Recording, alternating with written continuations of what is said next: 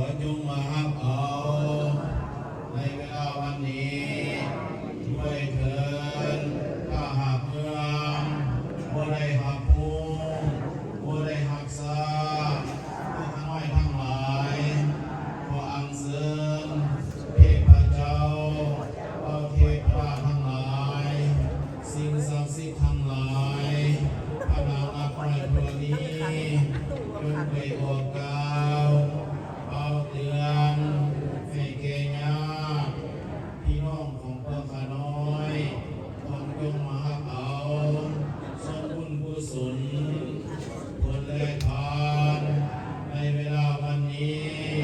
ถ้าได้หักผู้ถ้าได้หักแล้วขอจงอนุโมทนาข้าตุกทุกข์ขอให้พ้นจากทุกข์ถ้าได้ถึงสุขแล้วขอให้สุขยิ่งขึ้นไปตามต่อเขาสู่พระนิพพานในอันส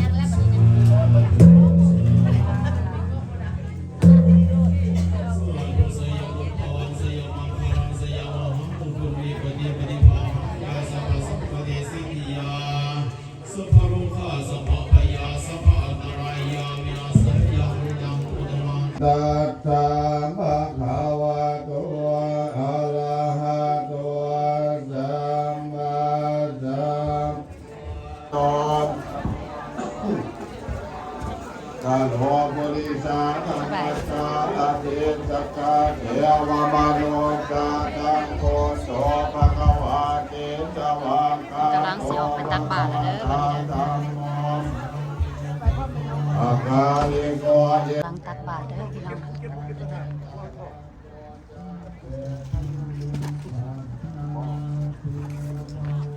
สบายดีสบายดี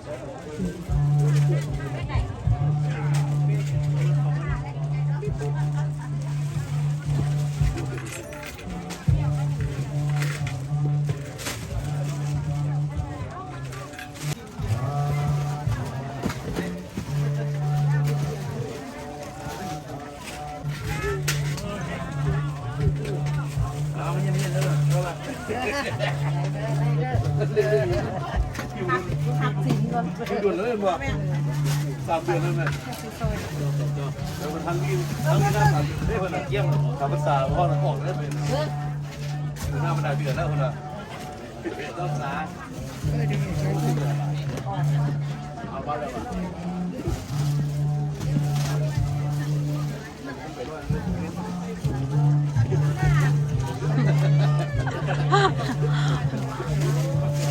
ใบใหญ่เนี่ยใบใหญ่ไม่ใช่ไม่ได้นะหัวมันใหญ่กว่านี้มันลงมันยักษ์ไปตุ้นสมิกี้เด้อเขียนนั่นเด้อวางที่ตัว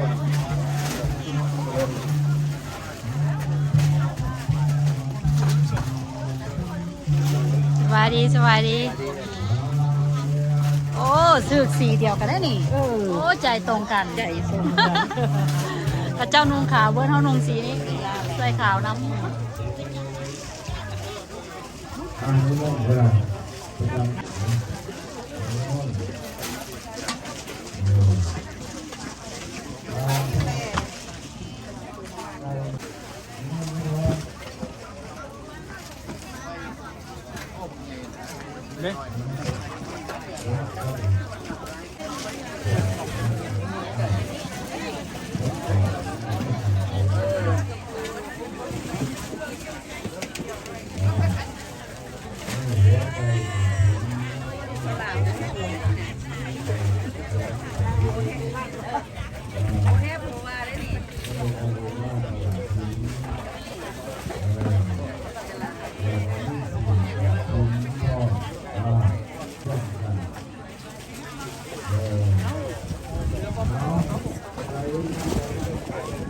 เขาซื้อยังตัวแก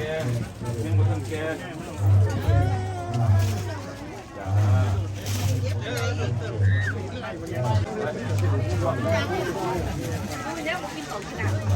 สบายดีสบายดีโอ้มาไก่เนาะเจ้าเนาะมาเอาบุญไก่ มาไกลรถชั่วโมงเดียว ชั่วโมงเดียวโอเคอยู่ฮะพอเที่ยว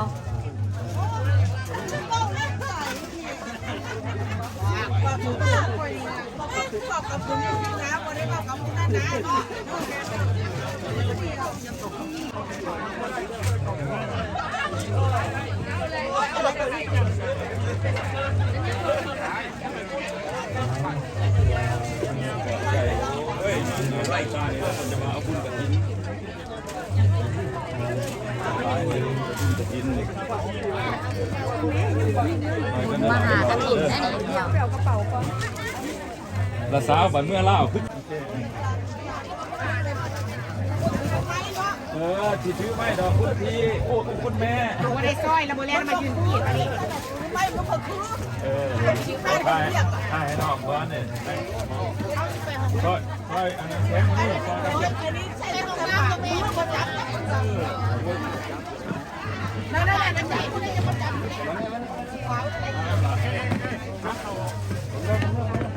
ระวังล่มเด้อขี้หินนั่นเอามาให้อย่างนะจะย่านคนต่ำล่มอยู่เนาะนั่นน่ะ แม่พอแล้วมัน โอ้มันบ่เงืองตีย่านคนล่มย่านจิทายเอามือกล้องนี่แหละ เขากะจิทายเอาตรงมือกล้องนี่แหละ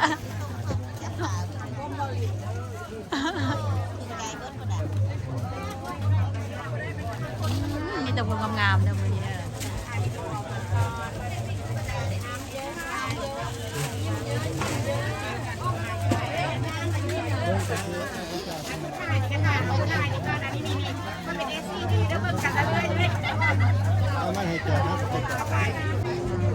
ขึ้นเอาเรามาใช้สมานบ้านเพื่อนมาตักบ้านให้เจ้าของผู้จัดการเนี่ยนี่ผู้หมอนนี่ค่ะข่าวพันใจเราดีนะแมวสาว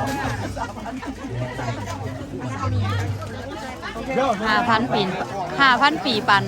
นางจีนเนาะ นางกำลังไปภายในบ่5,000 ปี50,000 ปีจ้าโอ้เขามาตัดทาง เอาเราจอดเอาต่อ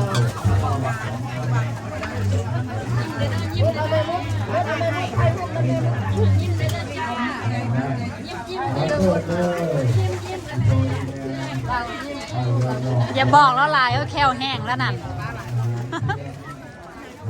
ยิ้มจนแควแห้งแล้วเนาะก็แหละ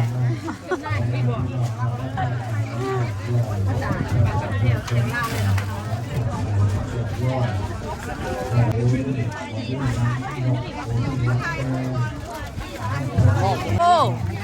โหได้บุญหลายได้นี่ผู้จัดแจงอันนี้นี่นะซับเปรตอันนี้นี่นะแหมสำคัญแล้วแม่นี่แหละประมาณนี้เด้อพี่น้องนี่บอลเป็นตักบาทนะสิให้เบิ่งอันมุมกว้างเด้อยินบาทนี่เปิดกล้องแล้วเด้อบัดนี้ได้เปิดไม้แล้วเด้อใส่ไม้ใหม่ได้นี่ลองไม้ใหม่เบิ่งเด้อนี่เด้อนี่เขาจะตักบาทอยู่แถวนี้คนหลายพี่น้องเขาจะมาอันน่ะแต่ต่างรัฐนะมาตาลาเล่ก็มีมาตาชาร์เลตก็มีเบอร์ลิงตันก็มีนี่เบอร์ลิงตันนี่นะมาตาเบอร์ลิงตันก็มีเด้ออ๋อสบายดีห้านขายเครื่องก็มีคนตักบาทก็สิแล้วละมื้อนี้ก็สิได้แห่ต้นกระถินน้ำเพลินแหละนี่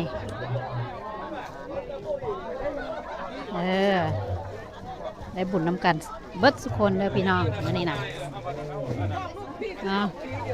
เอา ลูกผีลูกน้องลูกผีก็สิแล้วละเด้คนตักบาทนะคันบ่หลอกเพลงบ่ได้เด้อผมจะไม่จะลองเพลงเด้อเราเลยก็ได้บ่เปิดโอ้ย โอ้ sorry ถามมึงรู้มันหนักบอกคือมันเบาถ้ามันหนักเด็ก เบาๆเด้อ เบาๆอ่ะ ดักแล้วดักแล้ว นี่เพิ่นตักบาทแล้วได้บัดนี้ได้แน่โอเคค่ะแห่ละบัดนี้ตักบาทยาดน้ำแล้ว